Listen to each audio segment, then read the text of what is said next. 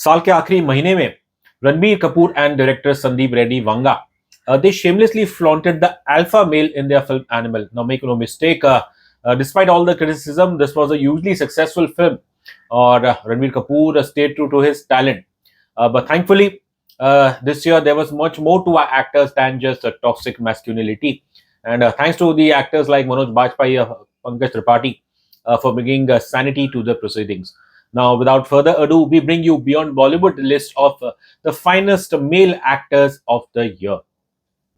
Number 10 पे है Manish Wadhwa from the film Gadar 2। अब ये साल इनके लिए अच्छा रहा क्योंकि पहले इनकी ब्लॉकबस्टर आई थी पठान, उसमें भी ये विलन बने थे, लेकिन वहां में इनका काम इतना अच्छा नहीं लगा। लेकिन जो गदर 2 है, बस ये कहूंगा कि गदर 2 was unimaginable without Manish Wadhwa, क्योंकि उनका जो कैरेक्टर है हामिद इकबाल, इसके बिना तो गदर 2 की कहानी है ही नहीं।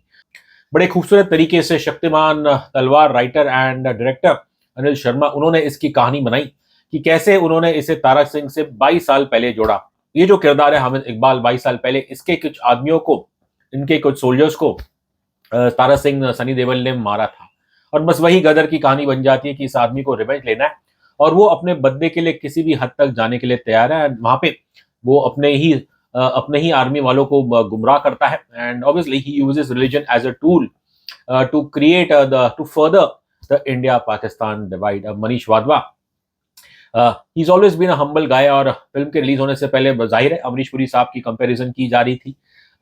If he was alive today, the great man would have been 90, but there's no way that he would have been able to do a गदर 2। और यहाँ पे मैं कहूंगा कि बिना हामिद इकबाल के गदर 2 तो बिल्कुल बनती ही नहीं थी।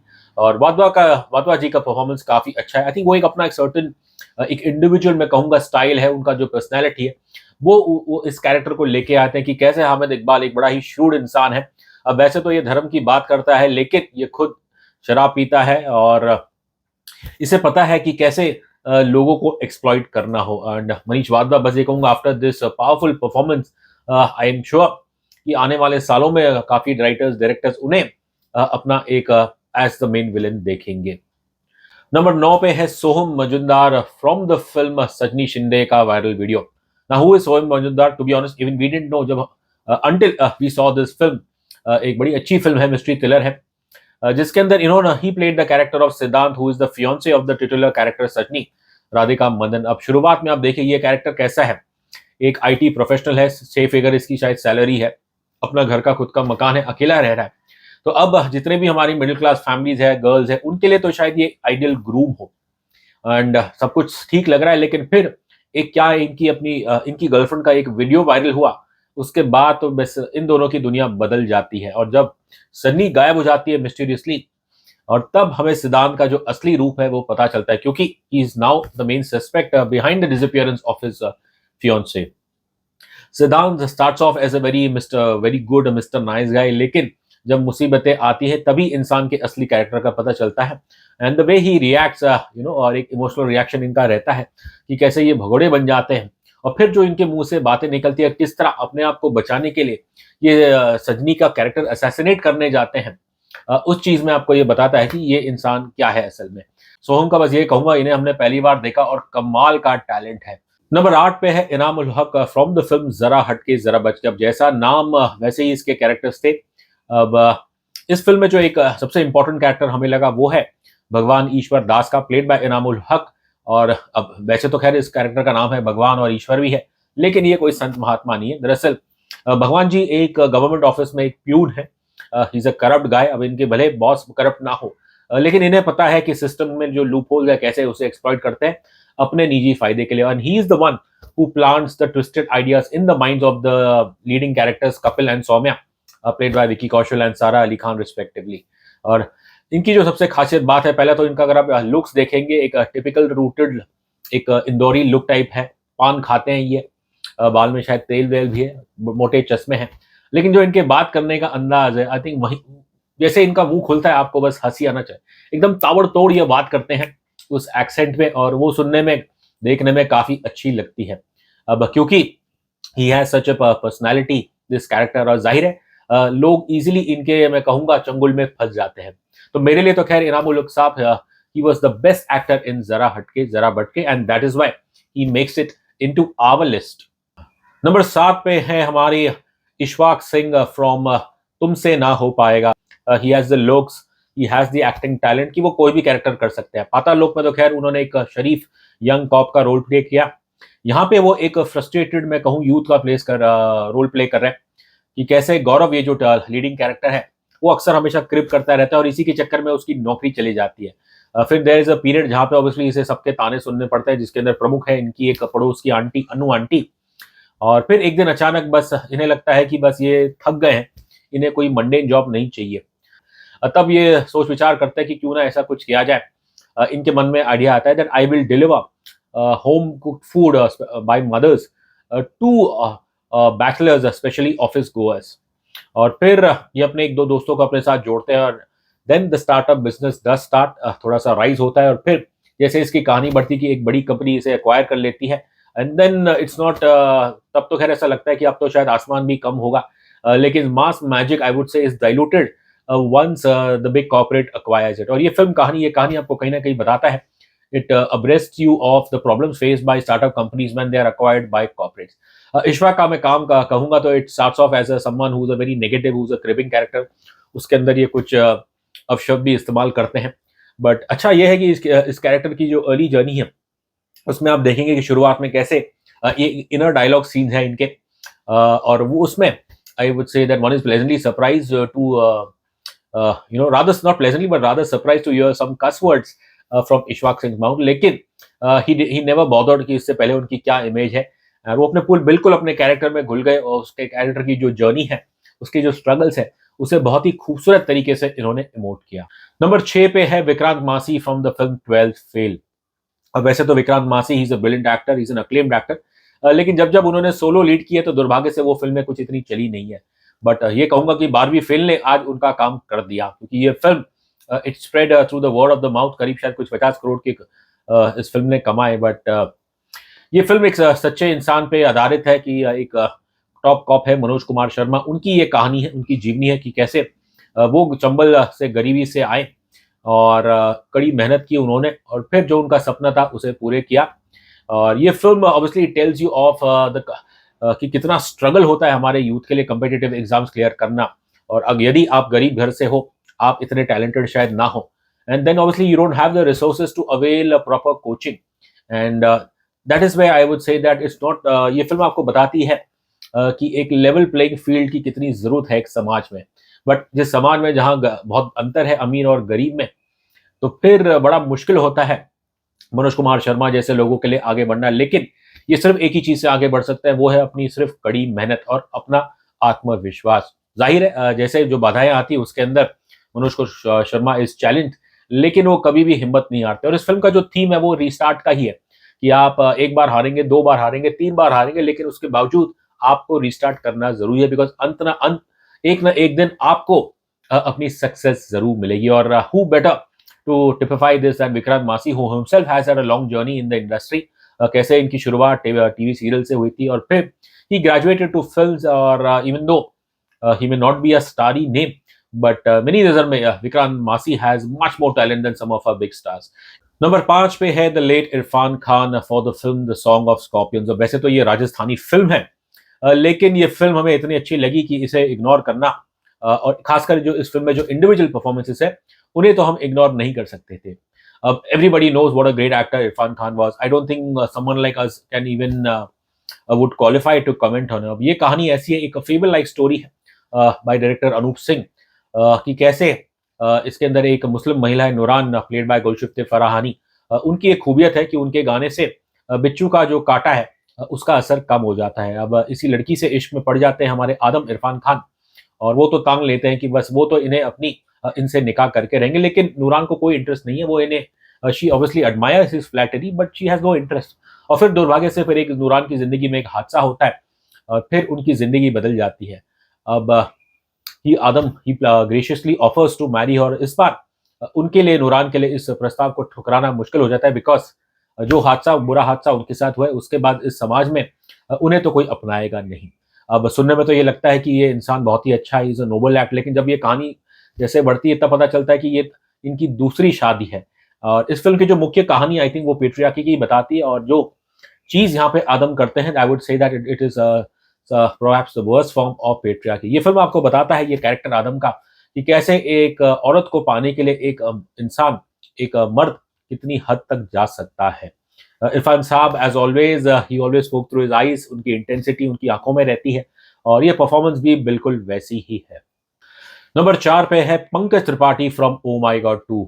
अब ये फिल्म, इसके विषय को लेके पहले थोड़ा डर था कि क्या इसे दर्शक पसंद करेंगे कि नहीं, बट जिस अंदाज में, जिस डिग्निटी से sex education O My God 2 में जो संदेशा दिया गया वो बहुत ही लाजवाब है। और इसका मुख्य कारण है Pankaj Tripathi and the writing of the film, जिसके अंदर मैं कहूँगा काफी डिग्निफाइड हिंदी में एक डिग्निफाइड तरीके से Oh My God 2 strikes a conversation about sex education, the importance of it specially in school. अब जो ये लीडिंग कैरेक्टर है शरद मुद्गल, प्लेड बाय पंकज त्रिपाठी, शुरुआत में तो ये एक ट्रेडिशनल आदमी है, एक सीधा साधा एक एमपी के शायद उज्जैन शहर का एक ये छोटा मोटा एक दुकान अपनी चलाता है।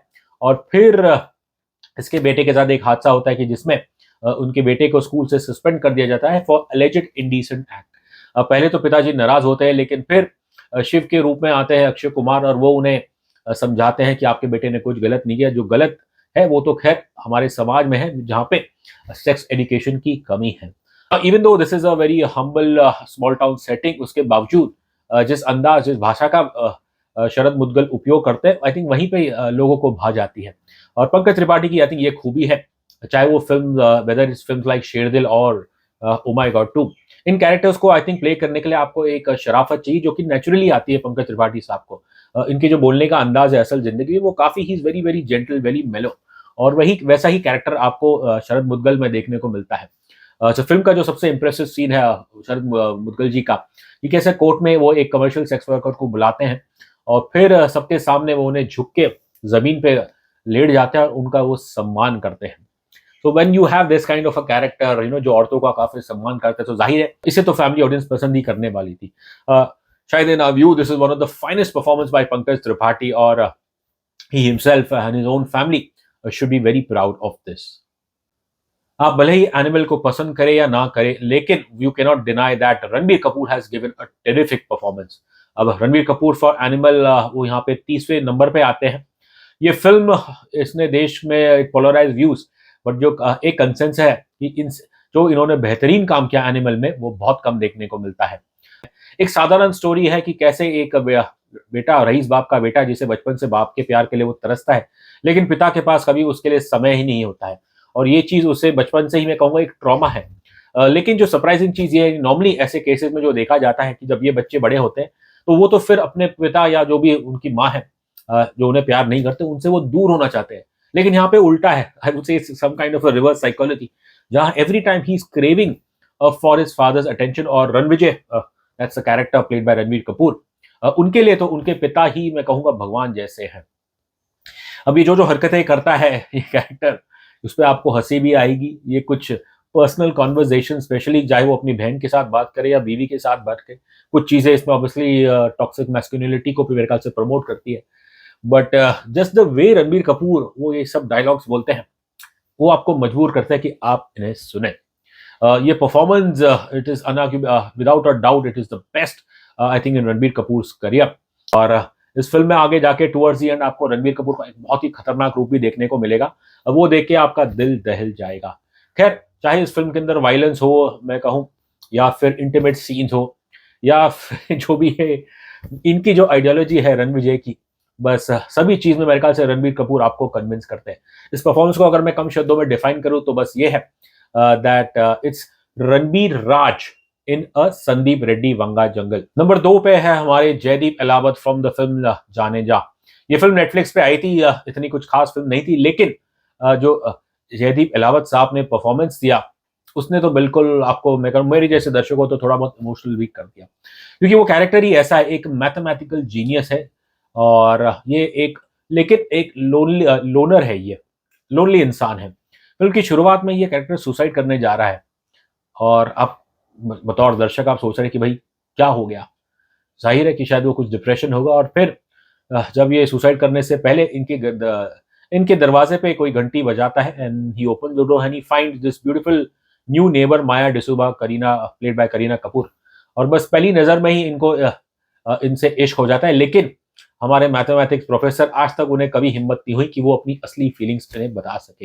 हालाँकि शायद खुद माया डिसूज़ा को भी इस बात का इल्म है कि जो हमारे टीचर साहब हैं वो कुछ ज़्यादा ही जेंटलमैन हैं। But she also she def actually उनकी तरफ से तो कोई ऐसी फीलिंग्स नहीं है towards the professor because Maya उन्हें अपनी बेटी बस उन्हें अपने बेटी की फ्यूचर की चिंता है। फिर इस फ़िल्म में एक हादसा होता है जिसके कारण माया डिसूज़ा काफ़ी मुसीबत में पड़ सकती है लेक और तब इनके जो पड़ोसी है हमारे नीरेन भट्ट वो आते हैं और वो अपनी जान जोखिम में डाल के अपने इस नेबर को बचाते हैं। अब कहते हैं प्यार के लिए कुछ भी करेगा और बिल्कुल लव के लिए कुछ भी करेगा एंड बिल्कुल वैसी ही चीज़ आपको देखने को मिलती है नीरेन भट्ट द्वारा कि कैसे वो अपने नेबर को बचाने के लिए एक मासूम की भी जान ले लेते हैं। अब वे तो ख़ैर है ही गुनाह लेकिन जिस अंदाज़ में ये कैरेक्टर है नीरेन भट्ट का एक there is a certain empathy towards I would say his loneliness, toward his brilliance और वैसे तो ख़ैर एनिमल ने तो मैं कहूँगा सिर्फ़ अल्फ़ा मेल को प्रमोट किया और पोएट्स और इंटेलेक्चुअल्स की सब मज़ाक उड़ाया है। But somewhere I feel that characters like Naren Bhatt इनके कारण आज भी ये जो वर्ड सेपियोसेक्सुअल है वो ज़िंदा है। दुर्भाग्य ये है कि ये अक्सर अपने जो मैं कहूँगा अपने जीनियसपन है, ये अक्सर उसी में खो जाते हैं एंड इनकी जो सोशल स्किल्स होती है वो थोड़ी कमज़ोर पड़ जाती है। वैसा ही चीज़ आपको यहाँ देखने को मिलती है इस नरेन भट्ट कैरेक्टर द्वारा और जो जयदीप अलावत साहब का काम है वो है simply out of the world. Number 1 पे है Manoj Bajpayee for the film Sirf Ek बंदा काफ़ी है एंड ऑल्सो गुलमोहर। अब बंदा की बात करें तो मेरे हिसाब से तो ये फिल्म बहुत ही ज़बरदस्त फिल्म है। It is based on true events pertaining to the conviction of fake godman Bapu Asaram in a rape and murder case. अब मनोज बाजपेयी साहब जो कैरेक्टर प्ले कर रहे हैं that is PC Solanki that's named after the real lawyer who had defended the victim. और ये character ऐसा है कि he is not your typical Bollywood lawyer कि जो कोर्ट में जाके अपनी स्लीव्स रोल करेगा और अपोजिशन लॉयर को धमकी देगा या इवन द जज को इंटिमिडेट करेगा।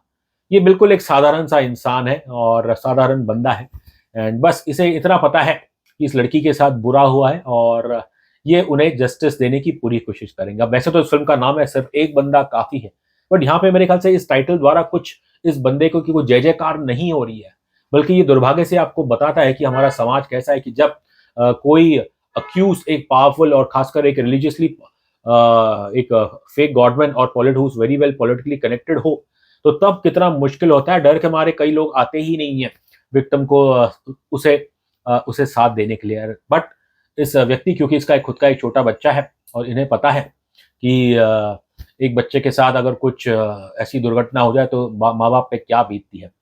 इनकी खुद की निजी ज़िंदगी देखें तो इनकी बीवी से इनका डिवोर्स हो चुका है। ये अपनी मदर के साथ रहते हैं और अपने छोटे बेटे के साथ। He is very protected about his son naturally क्योंकि जब आप एक बड़े इंसान को टेक ऑन कर रहे हो तो फिर there would be threat and intimidation और उन सीन में आप देखें जो डर इनके चेहरे से निकल के आता है वो बहुत ही मैं कहूँगा वो बिल्कुल आपके भी पसीने छुड़ा देगा। तो ये दाद देता है कि the kind of effort Manoj Bajpayee sahab has put in to play this very I would say that simple but strong character. जब वो ऐसे कैरेक्टर्स प्ले करते हैं तो एक इंटेंसिटी जो रिक्वायर्ड होती है वो बिल्कुल इस कैरेक्टर की रूह को पकड़ लेते हैं। उसके जो भी मैं कहूँगा जो उसके इमोशनल स्टेट ऑफ बीइंग है उसे समझने में ये बड़े माहिर है एंड वैसे ही चीज़ आपको इस कैरेक्टर पीसी सोलंकी द्वारा देखने को मिलती है। और फिर क्लाइमैक्स में जहाँ पे उन्हें एक वो बिल्कुल एकदम मैं कहूँगा स्ट्रॉन्ग परफॉर्मेंस देते हैं। इट्स नॉट मेलोड्रामेटिक एंड अक्सर वो ये कैरेक्टर जो है ये रिलीजियस रेफरेंसेस का इस्तेमाल करते हैं चाहे वो कोर्ट हो। और इनका जो ओपनिंग सीन है इस कैरेक्टर का व्हेन जब विक्टिम के माँ-बाप उनके पास आते हैं कि आप मेरी बेटी के लिए प्लीज़ उसे न्याय दिलाइए, तब वो माँ-बाप को एक बात कहते हैं, एक मिथोलॉजिकल रेफरेंस देते हैं जिससे ये साबित होता है, जिससे वो ये बताना चाहते हैं कि अक्सर माँ-बाप को ध्यान रखना चाहिए कि वो अपने बच्चों को किससे मिलाने लेके जा रहे हैं। क्लाइमैक्स में तो खैर वो जो मिथोलॉजिकल रेफरेंस है और जो उनकी डायलॉग डिलीवरी है, जो इंटेंसिटी है उनकी बोल में, उनकी आँखों में, वो देख के तो भैया गूज़ बम्प्स। मेरे हिसाब से तो I think Manoj Bajpayee in Bandaa this is arguably the finest performance by an actor this year.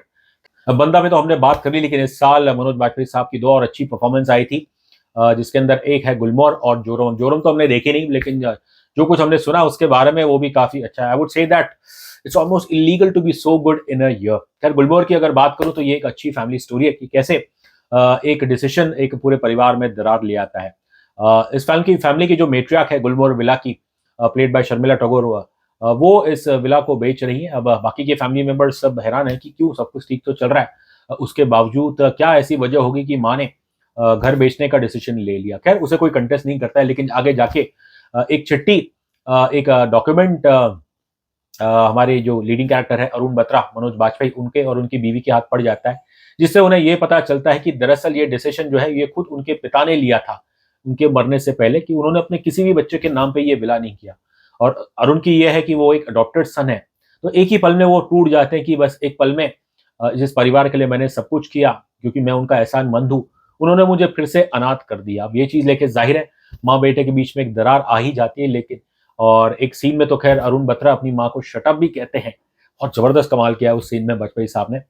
But I think ये फ़िल्म आपको जताती है कि एक फैमिली में भले कितने प्रॉब्लम्स हो, लेकिन आप उन्हें, भले आपके पास सॉल्यूशन ना हो, you have to embrace it. और कोशिश ये रहनी चाहिए कि आप उस प्रॉब्लम को, परिवार को टूटने ना दें। वाजपेयी साहब की जो ओवरऑल परफॉर्मेंस है गुलमोहर में, मैं कहूँगा it is a master class just like बंदा। जब गुलमोहर आई थी तो खैर तब हमें ऐसा लग रहा था कि शायद he will not be able to better this, लेकिन जब बंदा आई तो वाजपेयी साहब ने हमें बताया that why he is the real actor, the real banda in Bollywood, or undoubtedly he is, without doubt, the actor of the Bollywood actor of 2023.